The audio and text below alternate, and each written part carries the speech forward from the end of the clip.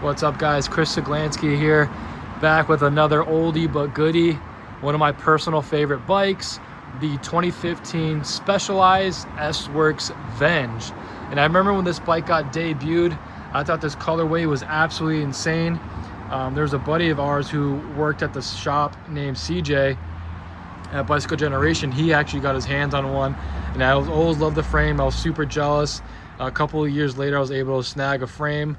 I think I got this frame on Pink Bike or eBay and did kind of my own variation of what an aero bike should look like living down here in South Florida. So we're going to talk a little bit about the build, what components, wheels, crankset we got on here, and how aggressive the stem is. So let's get into it.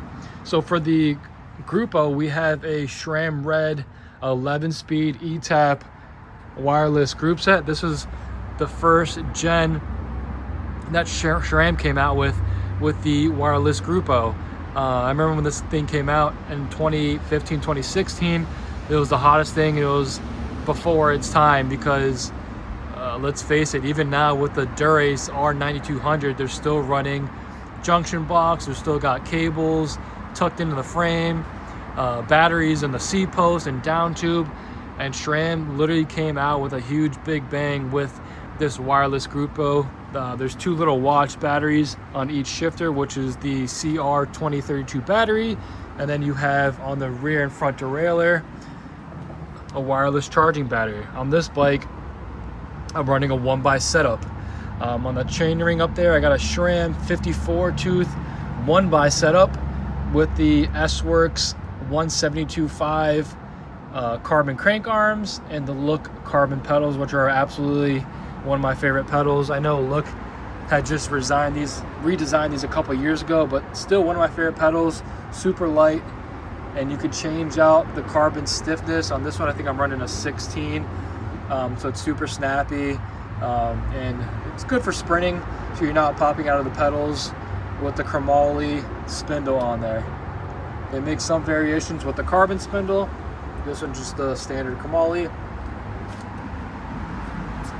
On the handlebar on the bike, I'm running a Zipp Carbon Awro Bar. It's a 40 centimeter shallow drop with a super big boy aggressive Zipp SL Sprint 140 millimeter stem with a -12 degree drop on there.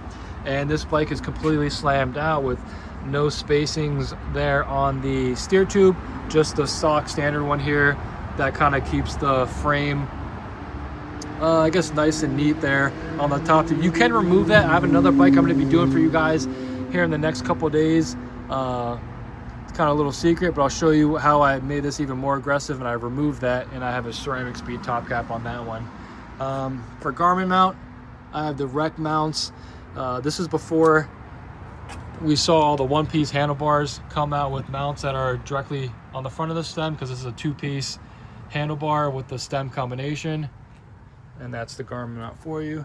On the rear side of the bike, we have the S-Works Power Saddle 143 millimeter carbon shell, carbon rails, and on the back I have the Specialized stick LED light that you can mount on the rear of the saddle, which I always thought it was super clean.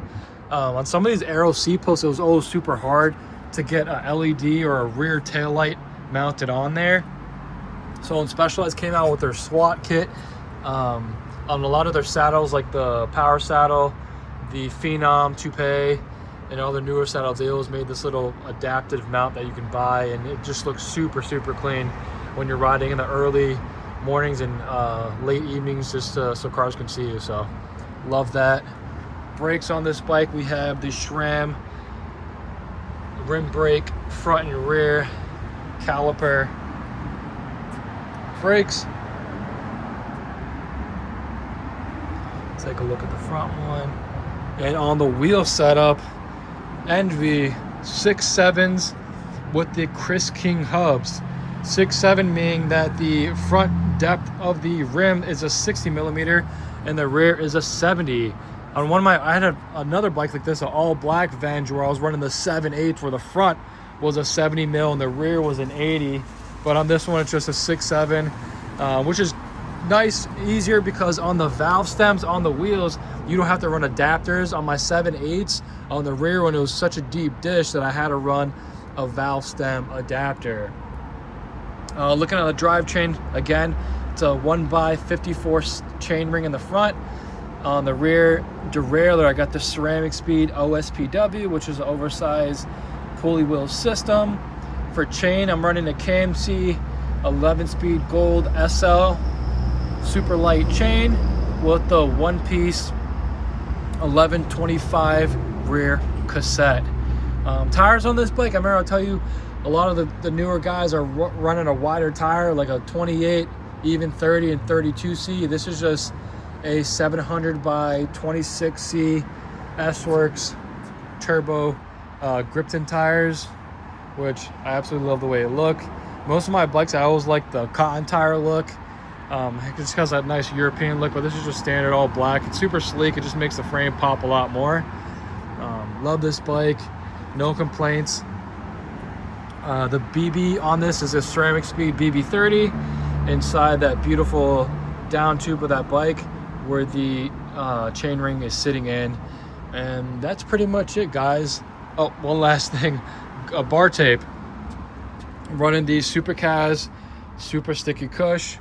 Me and my buddy Grant, GC Performance, when we worked at, or he still does, at Bicycle Generation at the bike shop, him and I came out with this method to reverse wrap the bike. So when you're wrapping the handlebars, most traditional shops, they start from down here, wrap all the way up, and end up using electrical tape at the top.